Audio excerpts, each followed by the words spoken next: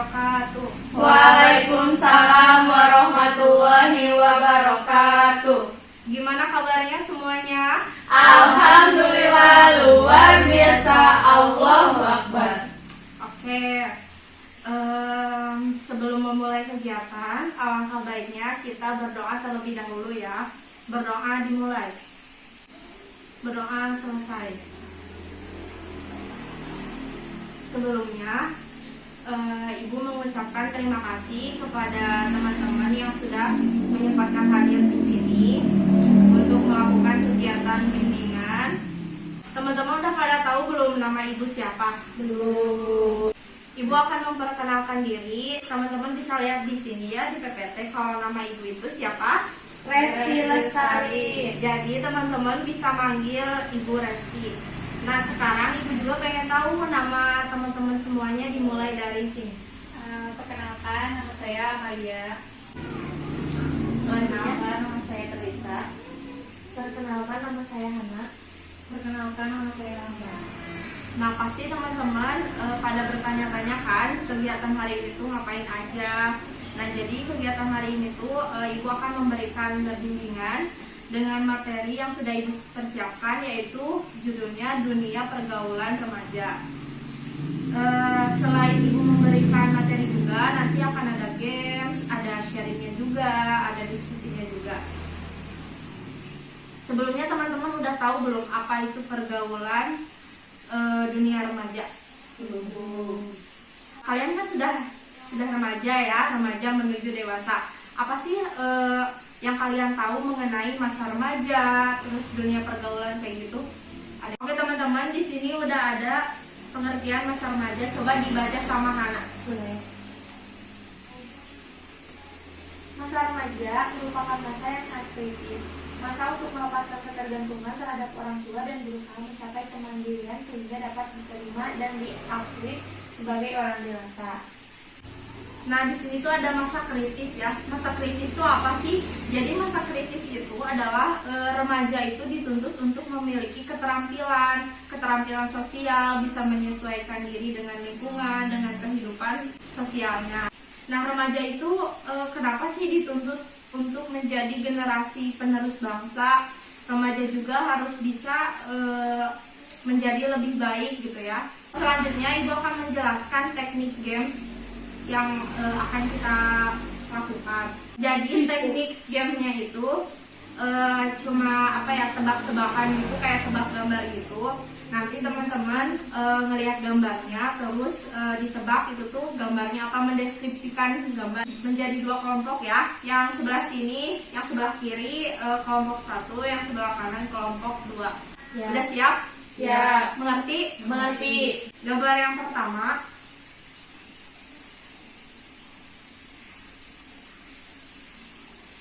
silakan kelompok 1 atau kelompok 2 ada yang ingin mendeskripsikan atau menggambarkan kayak gimana? Saya Bu.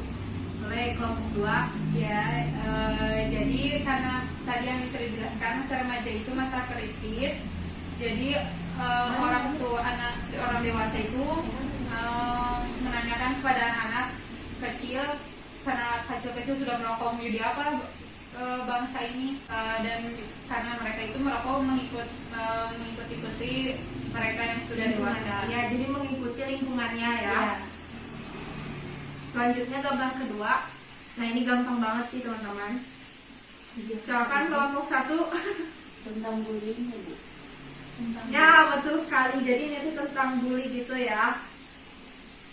Gambar yang ketiga. Gambar 2 kelompok yang saling tawuran gitu ya.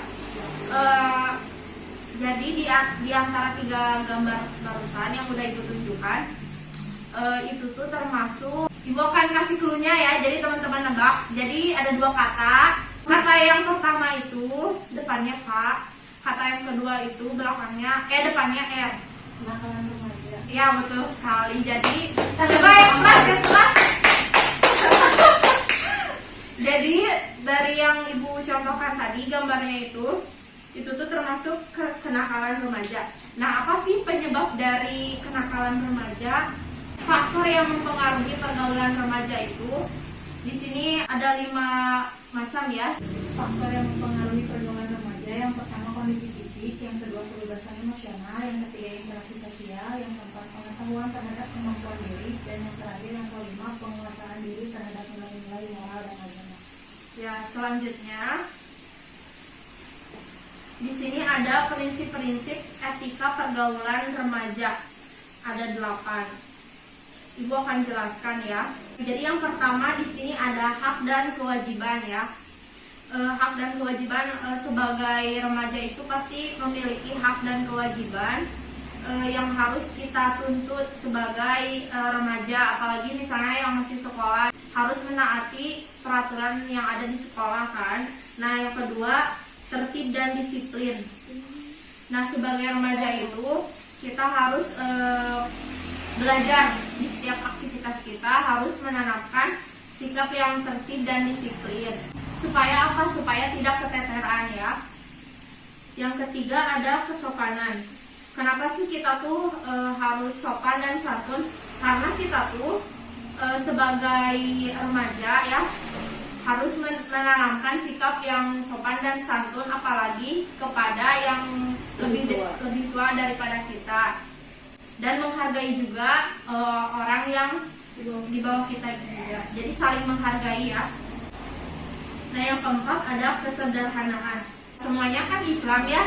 Di Islam itu diajarkan untuk selalu memiliki sikap yang sederhana, karena itu yang sudah diajarkan oleh Nabi kita Nabi Muhammad SAW.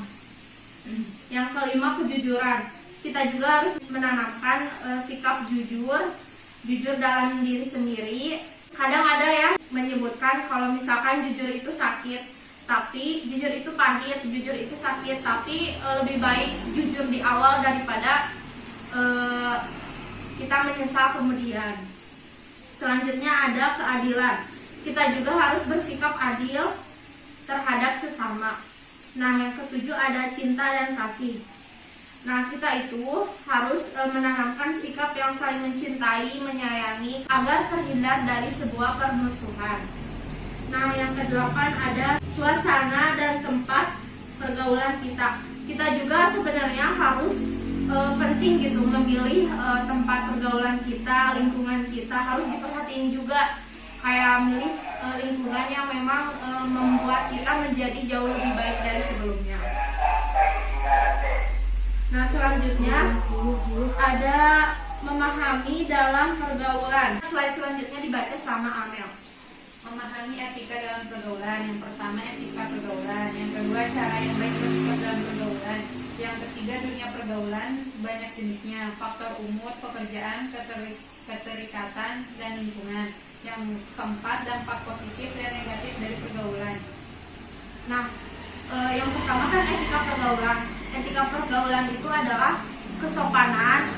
Jadi kita tuh harus memiliki sikap yang sopan, santun, tata krama. Jadi harus diperhatikan gitu sopan santunnya dalam pergaulan kita sehari-hari, dalam situasi dan keadaan apapun. Jangan sampai kita tuh melanggar norma-norma yang berlaku atau norma agama, kesopanan, adat, hukum, dan lain-lain.